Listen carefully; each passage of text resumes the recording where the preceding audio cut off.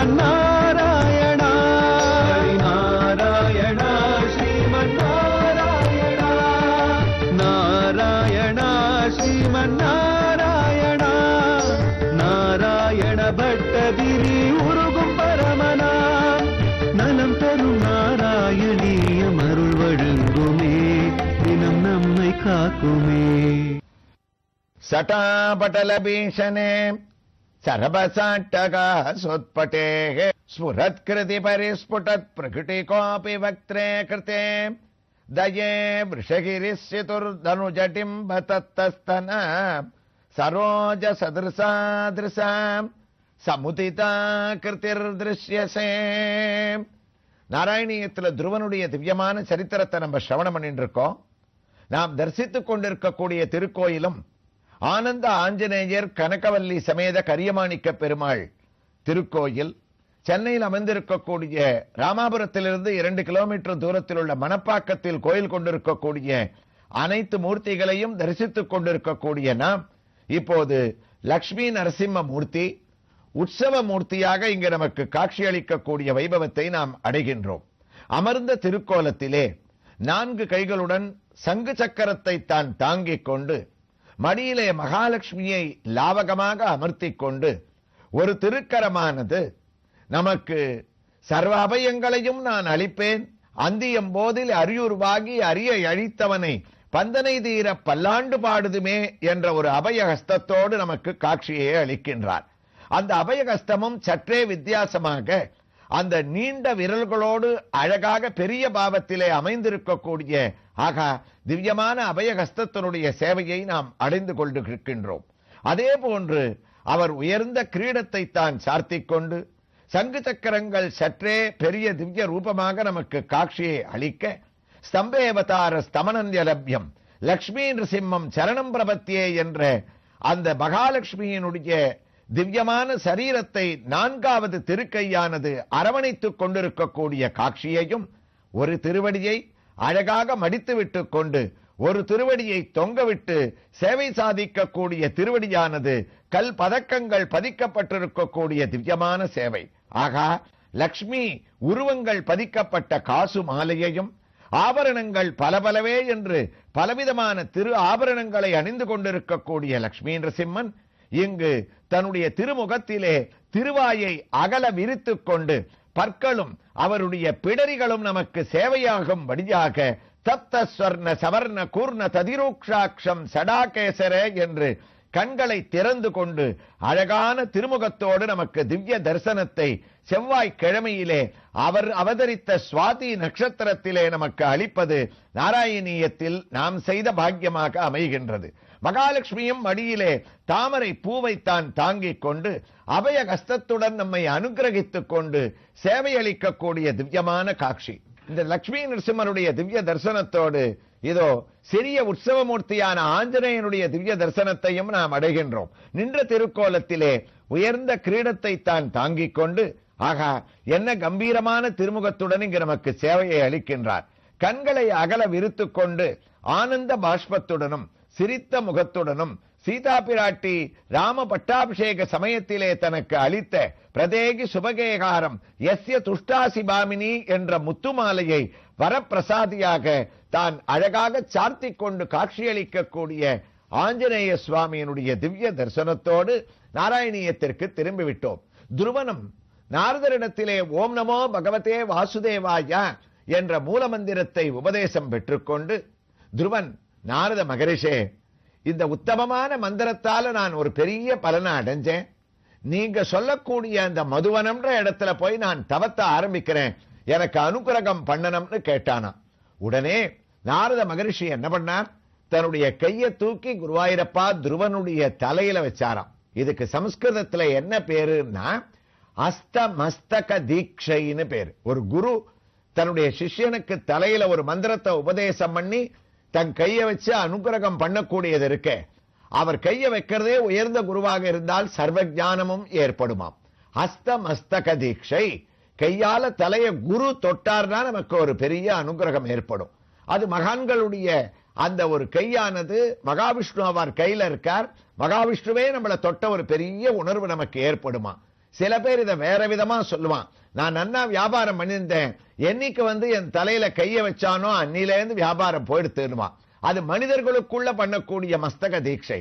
ஆனா இங்க குரு உயர்ந்த ஸ்தானத்தோடு அந்த நாரதர் அவனுக்கு அப்படியே கைய வச்சு, உனக்கு எந்த விதமான குறையும் இல்ல, நீ கிளம்புன்னு சொன்ன உடனே, மாறிலா மதுரை ஓர் சார் மதுவனம் ஒன்றுண்டாங்கு தேரு நீர் யமுனையாடி தென்திரை கங்கை வெள்ளம் ஊருதால் பரமல் தன்னை உணர்ந்தனை தவம் செய்கள். ஆறிரண்டெழுத்து மைந்தன் அஞ்சவி நிரப்பினான் செவ்வை சுடுவார் சொன்னார். 6 12 எழுத்துக்கள் கொண்ட ஓம் நமோ பகவதே வாசுதேவாயான்ற மந்திரத்தை ஜபிக்கிறதுக்காக காட்ட நோக்கி கிளம்பினான். நாராயணியத்துல பட்டத்திரி 17வது தசகத்தினுடைய 5வது ஸ்லோகத்தை கம்பீரமா குருவாயூரப்பனிடத்துல ஆரம்பிச்சார்.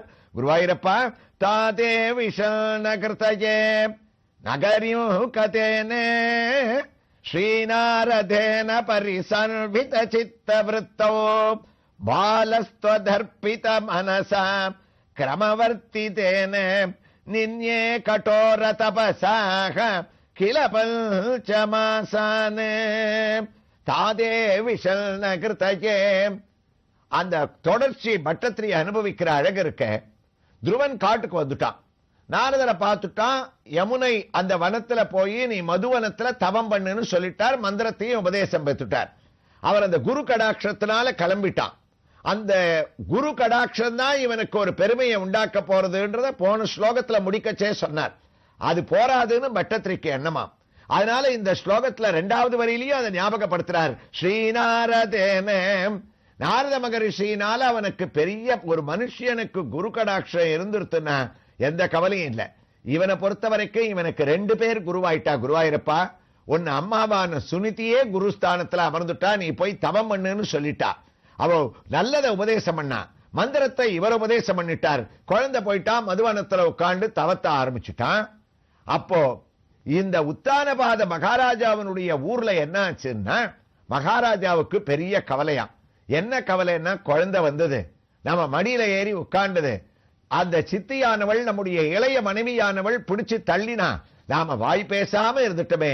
குழந்தை எனக்கு அப்பா தானே, அவர் மடியில ஏறி உட்கார்ந்தா என்ன தப்புன்னு கேட்ட போது நீ காட்டுக்கு போய் தவம் பண்ணுன்னு அவ சொல்லச்சே கூட நம்ம வாயை மூடிட்டு இருந்தமே.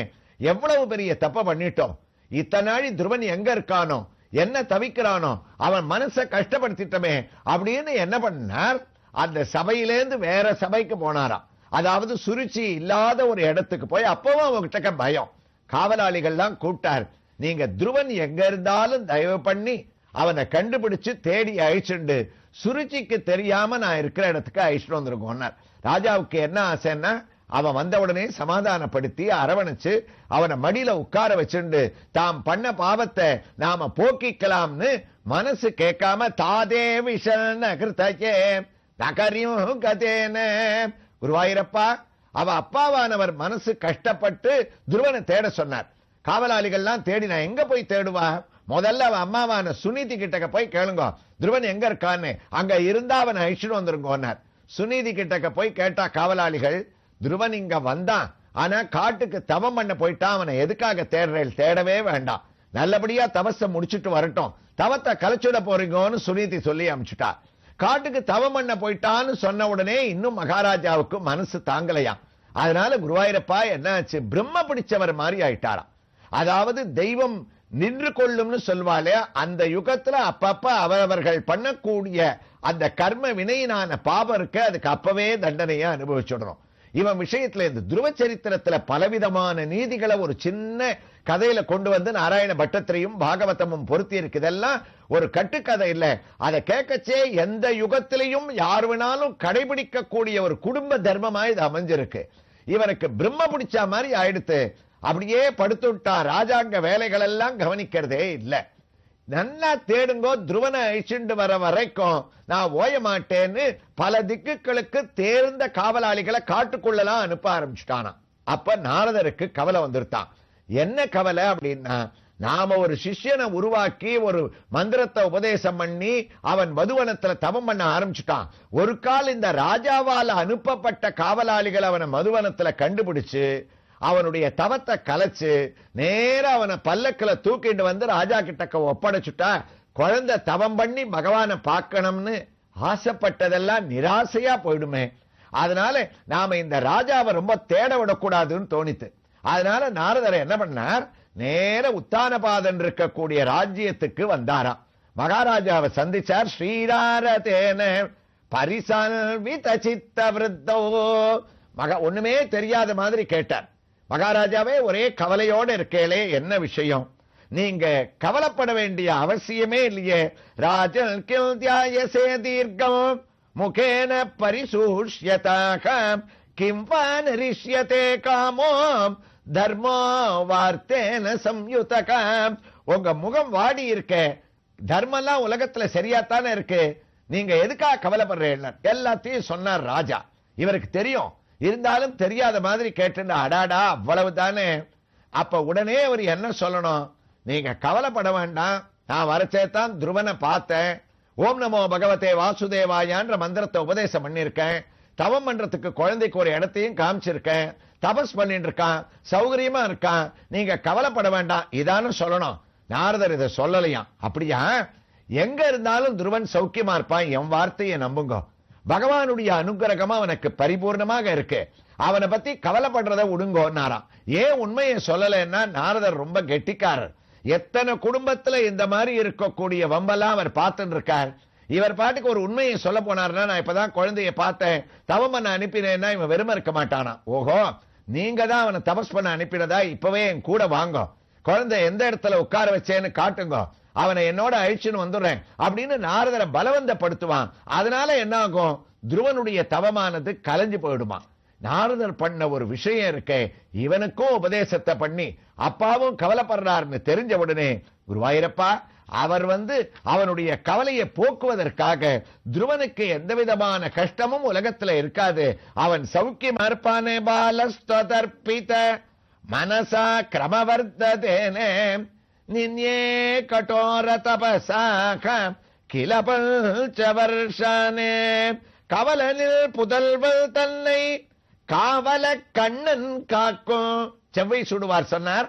நாரதர் துருவனுடைய அப்பாட்டுக்கு சொன்னாராம், நீ காப்பாத்த வேண்டாண்டா உன் குழந்தைய, நானும் காப்பாத்த வேண்டாம், கண்ணன் கிருஷ்ண பரமாத்மா அவனை காப்பாத்துவார். கவலனில் புதல்வல் தன்னை காவல கண்ணன் காக்கும். தவமினிது இழைத்து மைந்தல் தலைப்படுவரோ பெற்றல் நாம் செவி கவர் மகதீனல் யாழ் செல்வ ஆங்ககன்றான் செல்வத்துவகை உற்றிலனால் சேயை உணர்ந்து வேந்தல் உள்ளமும் ஆழ்கோம். இவ்வளவு சொன்னா கூட ராஜா தேடுறதை விட்டானே தவிர கவலை போகலையா. அப்படியே ஒரு பிரம்ம பிடிச்சா மாதிரி இருக்கான். அதுக்குள்ள குருவாயிரப்பா தவத்தை துருவன் ஆரம்பிச்சுட்டான். எப்படியெல்லாம் அவன் தவம் பண்ணா 5 மாசம்ன்றத அடுத்த வரியில ரொம்ப அழகா பட்டத்திரி தொடர ஆரம்பிக்கிறார். எவ்வாறு தொடர்கிறார் என்ற ஒரு வைபவங்களை எல்லாம் இத்திருக்கோயிலில் எழுந்தருளி இருக்கக்கூடிய ஸ்ரீதேவி பூதேவி சமேத கரியமாணிக்க பெருமாள் உற்சவமூர்த்தியின் திவ்ய தரிசனத்தோடு அடுத்த பகுதியிலே தொடர்ந்து கேட்கலாம். ஸ்ரீ கிருஷ்ணாய துப்யம் நமக.